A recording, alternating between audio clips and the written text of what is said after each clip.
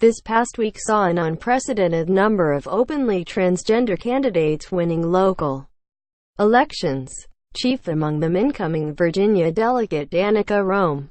But the history of transgender politicians in the United States extends further back than we even know, to at least 1991, when transgender veteran Joanne Conte served on the City Council of Arvada, Colorado. And her story explains why it took so long for Tuesday's historic transgender victories to arrive. As several writers have observed since election night, Danica Roem's state-level precedent was a messy one. In 2012, an openly transgender woman named Stacie Laughton won a New Hampshire House of Representatives election, only to surrender her seat due to a prior credit card fraud conviction. Former Massachusetts Representative Althea Garrison was outed as transgender during her first and only term, which ended in 1995. That makes Roem the second openly transgender person to win a state legislature election, but the first who seems likely to be seated as well. But before Roem, Laughton, or even Garrison, a transgender woman named Joanne Conte won a spot on the city council in the Denver suburb of Arvada, only to be brutalized by the press in 1993 when she came out, a sharp contrast to the celebratory headlines that greeted this year's bevy of transgender winners.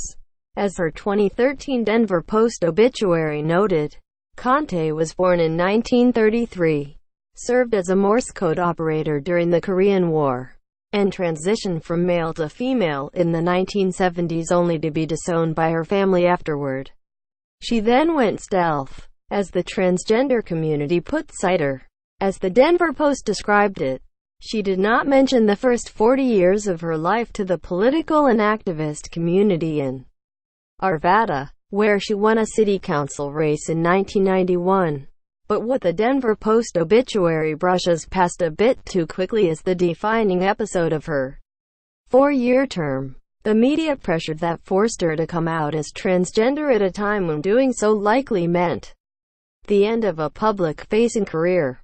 As Westward editor Patricia Calhoun wrote in her own 2013 retrospective on Conte's life, a former staff writer at the Denver Alt Weekly discovered a big surprise about the city council member in 1993 while working on a story about the councilwoman's political advocacy. That surprise: Conte was transgender, a fact first uncovered by a private investigator commissioned by her political opponents, whose suspicions were aroused by Conte's seemingly mysterious past. Westward intended to bring that past into the present.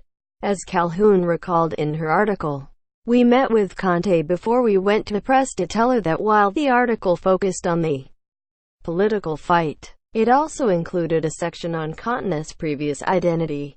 That's when Conte decided to come out on her own terms." But coming out as transgender in 1993 was a very different proposition than it is today. "Councilwoman once was a man" was the headline that one newspaper put atop the Associated Press article about Conte's public announcement.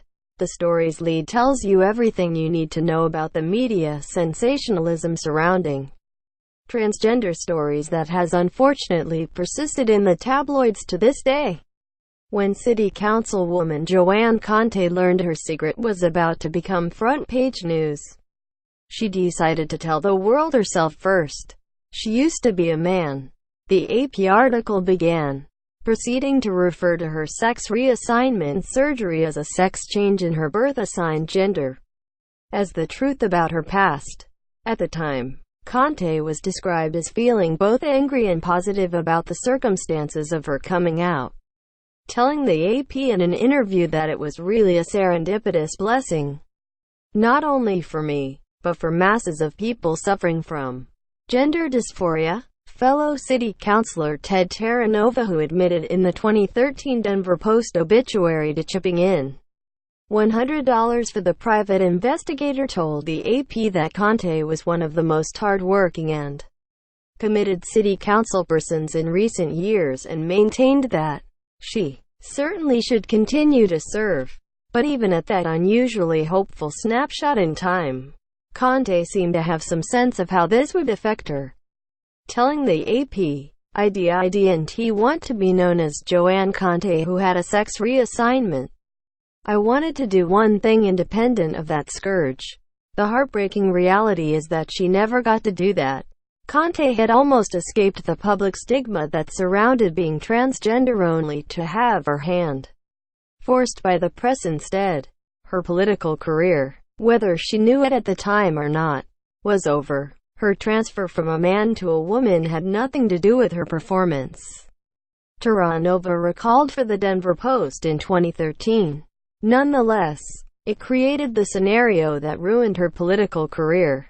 Her actions suggest that Conte was more aware of the political damage it would cause than some of her quotes led on. As the AP noted, her lawyers wanted to have libel charges filed against whoever leaked the information.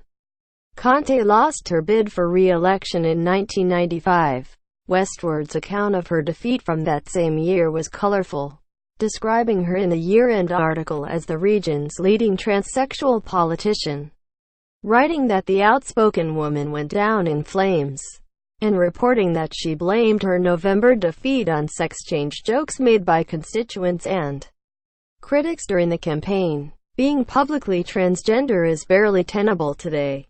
Back then, it was near impossible. As transgender studies pioneer and University of Arizona professor Susan Stryker recently told the Washington Post in an interview about Massachusetts Representative Althea Garrison's forced outing, which happened in 1992.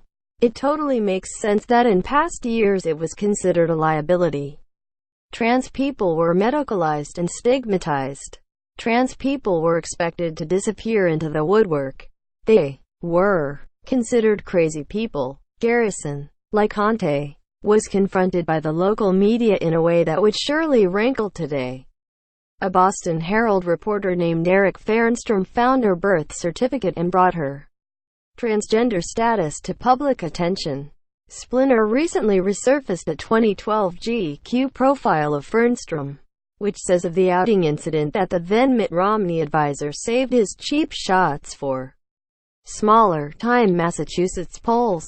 The remainder of Conte's career, as the Denver Post obituary noted, included an unsuccessful bid for state legislature and a short-lived radio show that the former city councilwoman abandoned because the promos for the show made fun of her transgender status.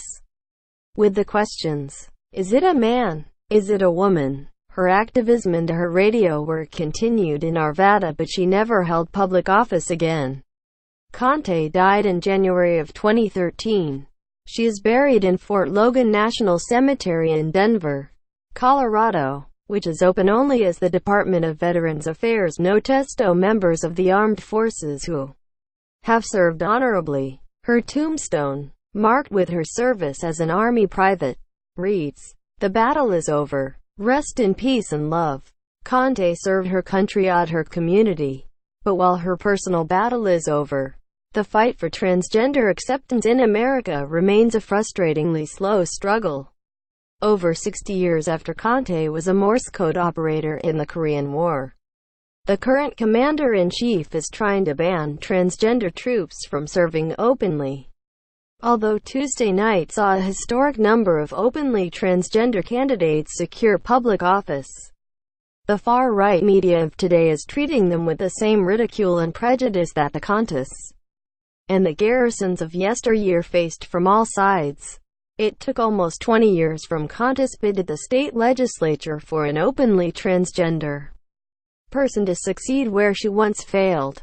It may be 20 yet before she can fully rest in peace.